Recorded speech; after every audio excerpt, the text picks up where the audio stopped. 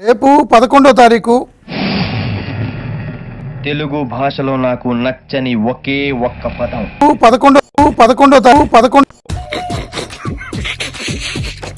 11వ నెల జీవితం 11 గంటలకి అసెంబ్లీ బడ్జెట్ సమావేశాలు ప్రారంభం కాబోతున్నాయి. ఆంధ్రప్రదేశ్ శాసనసభ ఊహిస్తేనే భయంకరంగా ఉంది. ఎలా ఐడియా 11 మంది సభ్యులున్న వైసీపీ సభను బహిష్కరిస్తామని చెప్తోంది. నా ఇష్టం, నేను రా దెంగే.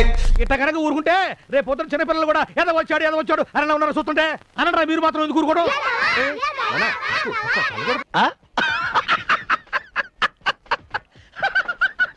అంటే తనకు ప్రధాన ప్రతిపక్ష నేత హోదా ఇస్తేనే శాసనసభకు వస్తాను. అంటే ఆయనకేం తెలియదురా? ఏమిటి మీ ఉద్దేశం? ఎట్లా కనిపిస్తున్నాడు మీ గట్టికి? నూతుల్లో పుడికలు తీసేవాళ్ళ కనిపిస్తున్నాడా? ఉన్నది ఒకటే పక్షం కదా, దానికి ఎంతమంది ఎమ్మెల్యేలు ఉంటే ఎందుకు? నాకు ప్రధాన ప్రతిపక్ష హోదా నాయకుడు ఇవ్వచ్చు కదా. మేము కాక అసెంబ్లీలో ఇంకొకడు ఎవరు ప్రతిపక్షం లేకపోతే మా పార్టీనే గుర్తించాలి కదా ప్రతిపక్ష పార్టీగా. లాజిక్ ఎలా ఉంది?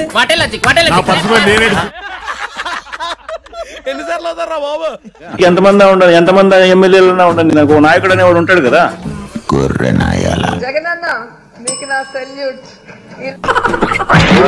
ఎంతమంది ఉండాలి, ఎంతమంది ఎమ్మెల్యేలు ఉండండి. నీకు నిజంగా సీఈఓ చైర్ కావాలంటే అడగాలి, బతిమాలాలి, 2 మోకాళ్ళ మీద కూర్చొని గట్టిగా అరవాలి. అది నేను చెయ్యను, నేను చెయ్యలేను. యాక్చువల్లీ నాకు చేత కాదు. అది ప్రధాన ప్రతిపక్ష హోదా ఇస్తే మైక్ ఇస్తారు. నాకెందుకు దొరకట్లేదు దేవుడా అని చెప్పి అప్పుడు చెప్తాను.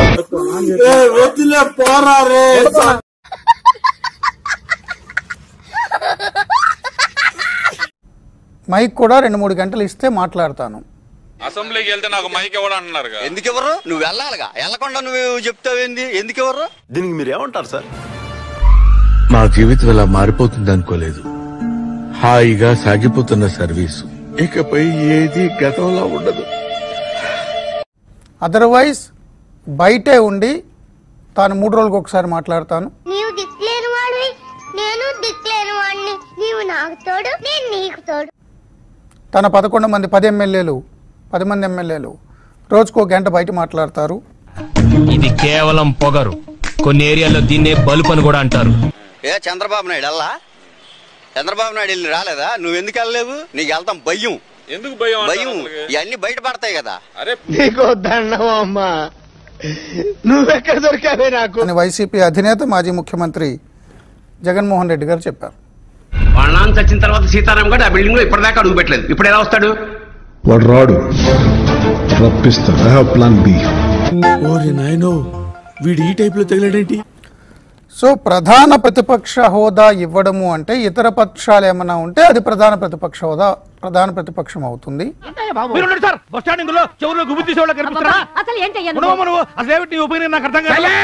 అంటున్నారు. సో ప్రధాన ప్రతిపక్ష హోదా అనేది ఇవ్వాల్సింది ప్రజలు. చీకొట్టారు కదా జనాభా.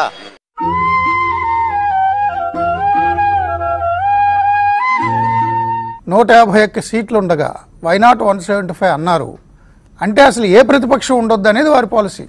ఇప్పుడు నిన్ను వద్దనేగా చీకొట్టారు. నువ్వు అంత బాగా చేసినాడు అయితే మరి నువ్వు సీఎం ఎందుకు కాలా?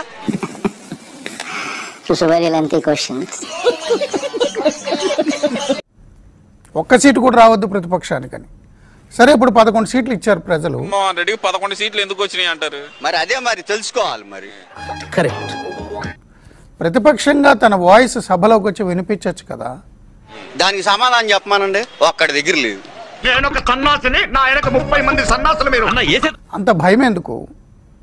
ప్రతిపక్షంగా తనకు వచ్చి సమస్యలను ప్రస్తావించినప్పుడు అసలు మీకు ఎమ్మెల్యే పదవులు ఎందుకు రాజీనామా చేయండి? ఓహో, వాళ్ళెవరు అంటమైంది, నేను అపాలజీ చెప్పడమైంది. ఇది భలే ఉంది అబ్బా అని పిసిసి చీఫ్ జగన్మోహన్ రెడ్డి గారి సోదరి షర్మిల కూడా డిమాండ్ చేస్తున్నారు. జగన్మోహన్ రెడ్డి గారైనా ముందు వాడికి కాదు వీడికి బాంబు లగాదేంగే. అసెంబ్లీకి వెళ్ళే ధైర్యం లేకపోతే రాజీనామా చేయాలి. నా లైఫ్ లో ఇంత రీజనబుల్ డీల్ వినలేదమ్మా. ₹1 కోటి ఇచ్చినా కూడా కొన్ని పనులు చేయను. వాటిలో మొదటి పని ఇదే. జగన్మోహన్ రెడ్డి గారు వైసీపీ నాయకులైనా రాజీనామా చేయాలి. సరిపోయింది. హీరో విలన్ కొట్టుకుని కమెడీని చంపేసినట్టు నా మీద పడతారే. సో రేపటి నుంచి బడ్జెట్ సమావేశాలు, కీలకమైన నిర్ణయాలు తీసుకోబోతున్నారు. దేవుడు కనికరిచ్చాడు, ప్రజలు తీర్పిచ్చారు, అయిపోయింది. వీడు మనకొద్దు అని అనుకున్నారు జనాభా, అదే తీర్పు.